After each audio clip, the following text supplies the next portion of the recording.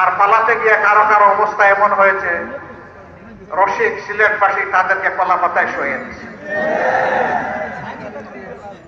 আপনারা রশিদ না বেরশিদ আমি বুঝতে পারিনি। তাকে জিজ্ঞেস করেছে, আপনি কে গো? বলে যে আমি শামসুদ্দিন চৌধুরী। কয় স্যার আপনি কি কালো মানি? বলে জি জি আমি কালো মানি। আপনি কোথায় আছেন? কয় সম্ভবত ভারতে আছে। কয় না গো জাদু, আপনি যেতে পারেন নাই, আপনি আটকা পড়ে গেছেন। এই কোনো ইঞ্জিনিয়ারিং কলেজ নেই, এখানে কোনো এগ্রিকালচার বিশ্ববিদ্যালয় নেই, কেন মৌলভীবাজার কি অপরাধ করেছে? এই দেশের ক্ষেত্রে কি মৌলভীবাজারের কোনো অবদান নেই? উন্নয়নের কোনো অবদান নেই? এই মৌলভীবাজারের একজন কৃষি সন্তান, তিনি একজন সফল অর্থনীতিবিদ এবং অর্থমন্ত্রী ছিলেন। সারা দেশকে তিনি সমান চোখে দেখেছেন।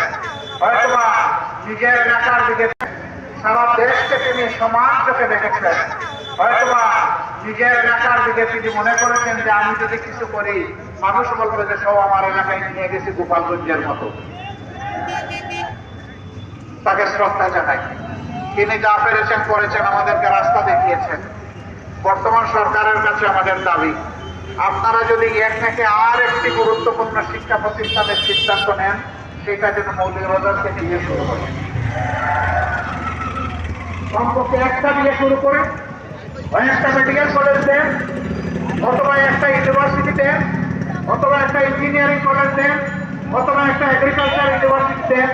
একটা দিয়ে শুরু করে বাকিটা পরবর্তী নির্বাচিত সরকার এসে করবে, তখন আমরা দাবি জানাবো। আল্লাহ যদি আমাদেরকে এমন কোন সুযোগ দেয়, ইনশাআল্লাহ আমি তো দাবি জানিয়ে গেলাম, আমাদের কাছে দাবি জানানো লাগবে না।